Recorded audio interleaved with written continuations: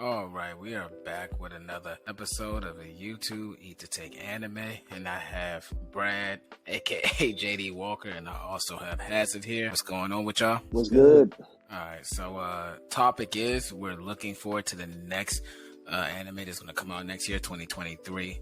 There's a lot of bangers, but to just not get super deep into it, go ahead and let me know your three that you think are going to be the ones to kind of lead the pack. And the one that's going to be coming out that's a sleeper that people are not really thinking about that could surprise people.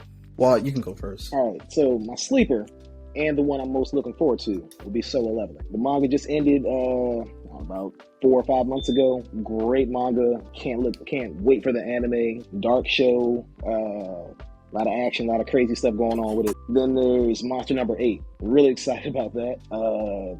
Crazy big monster fights, good character development and everything.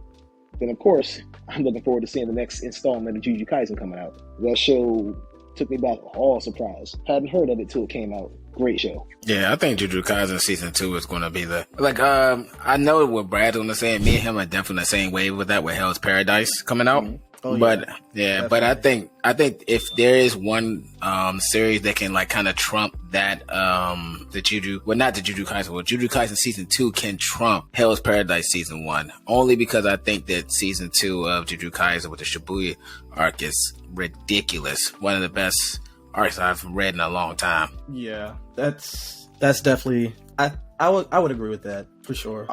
Let me. I'll just read off some of the stuff we already said. So, Jujutsu Kaisen season 2, Vinland Saga season 2, Solo Leveling, Tower of God season 2, One Punch Man season 3, Attack on Titan final season. Of course, another Demon Slayer arc. Okay, so you got it. We got a lot sleeper. The sleeper for sure for me. Oh yeah, for me anyway. I'm gonna speak for me. The sleeper for me is definitely Hell's Paradise. Is it really a sleeper, though? We're talking about sleepers. I don't think that's a sleeper, bro. I ain't even gonna lie. I think that's gonna be You're right. Okay, so Hell's Paradise is the anime that I'm looking forward to the most out of my three. The sleeper out of these, I'm going to go with Mashle. I was thinking. Here's the thing. None of these are really sleeper anime, if you will. The problem is one of these anime out of this entire list is not going to follow the manga to the T. And with that being said, I'm going to go with that as the sleeper. Vinland Saga Season 2. Okay. Because I'm curious to see what they're going to do, how they're going to, enter this new arc, the farmland slave arc with Thorfinn, because in the manga, that to me is probably one of the best arcs in all of Vinland, because you see a lot of development within Thorfinn's character. You do. And it introduces other characters that play a very pivotal role within the entire series. So I'm gonna definitely say that is definitely my sleeper. Okay. I feel it. What was the third one that we have? We have animes that we're looking forward to, sleeper, and what was the third? Well, it was just more so with the three, anime, what do you gonna think going to be the three to spearhead next year as far as anime in general? Well, for sure. I feel like that's easy. Well, if we're gonna go like that, then we can honestly say, to be fair, all of these anime are going to do well. I would like to think they're all going to flourish. Yeah, but what's that's just third? That's just what I think. What's your third that you think spot now, all right. I'm gonna just go ahead and I'm gonna just take the easy way out. I'm gonna just say Demon Slayer. I mean, come on now. Fair. I mean, it is what it is. I mean, it don't miss. It don't miss. It don't. It don't miss. It does not miss. The movie was great. Oh no, that movie was very much so canon. Yeah, that movie canon. Because they made some episodes right. They redid the episodes of the movie right after that. But it was great. I see what you're saying. Okay.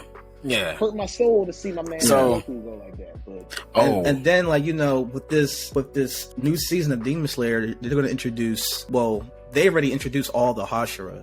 Yeah, they did. But we're going to finally get to see what they can do. A display of action of the Love Hashira and the Mist Hashira, Muchiro and Missouri. So we get to see them in action. Can't wait for that. We get to see our boy Genya. If you know anything about Genya, that's Sonomi's little brother. The one with he keeps that thing on him. So he definitely keeps that thing on him. Yeah, I'm excited for it, to be honest with you. But something else we didn't talk about really that we had a conversation about.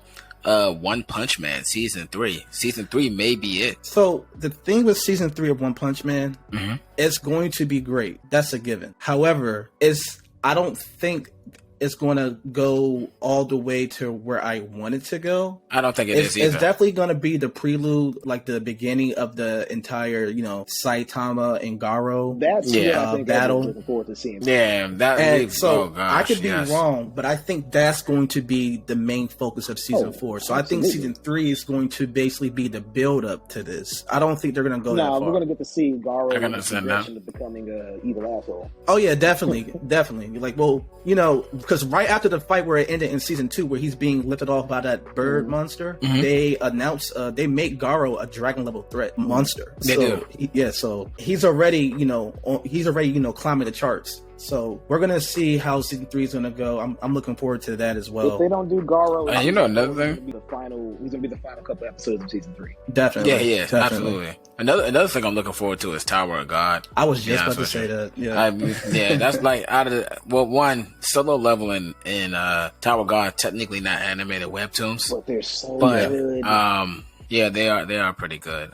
I didn't get into solo leveling like that. That would be my shtick right there. My man Sung Jin Woo about to be resurrected and fucking people up all day. Let me ask you this then. It's what makes solo leveling so different? It sounds like it's the same premise of a lot of anime we already see. It is. It's incredibly dark because people die left and right in that show. But isn't it it's solo leveling as in a game? It's game, so I'm trying to figure out. It's not a game. See, they're in a world, though not in a world. In their world, their version of Earth, these gates opened up and started letting out monsters, but it also evolved a portion of humanity, gave them powers. But the shitty thing, or the messed up thing for them was, these people, when they gained their powers, they were locked at a level. Only certain people were able to, as they called it, reawaken and get stronger from that. And most people were only able to do real that. life. Yeah, it's real life. So, it's not an actual game. If you die, you're dead. Oh, yeah, that sounds interesting. Okay, no, that sounds a little... I mean, I was reading in the beginning, too, so it's been a while, because you told me about that years ago. I started, but, I got to still get over the hurdle of seeing colors. I'm a black and white type guy. Yeah. Now look, our main character starts off Gray. at the bottom,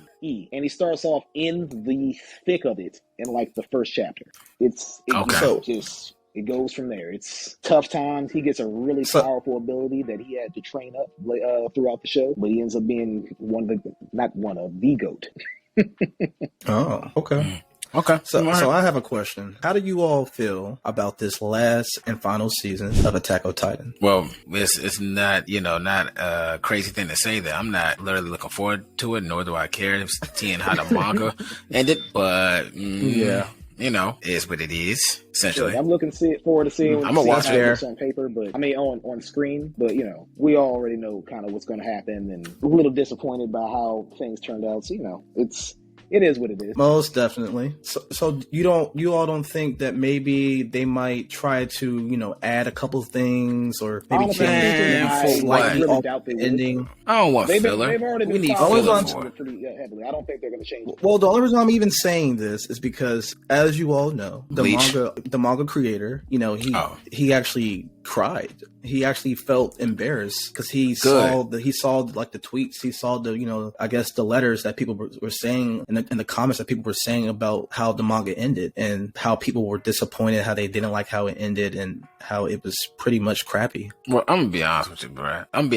It's not hard to really please me for an ending. You know what I'm saying? Like, it's not hard. So if I have a problem with it, that's kind of crazy. That's insane. Don't like this. That ending hasn't bothered me. I haven't been bothered like that with an ending for a long time. Like when I first read Bleach, done and how it ended. I'll never forgive that. The Bleaches, how the aesthetic of Bleach's Ichigo's Bankai. I'll never forgive how they did. They could have done that so much better, but that's a whole other topic. That is a whole different topic. That definitely is. That's a whole different topic. But yeah, just the ending of the series has been pretty shitty. So I don't know if that contributes to like people being more sensitive of how Attack on Titan ended. We're not going to spoil it for anyone that's also listening that haven't read yet or haven't watched it. So we'll just talk about it. I'll spoil it for y'all right now.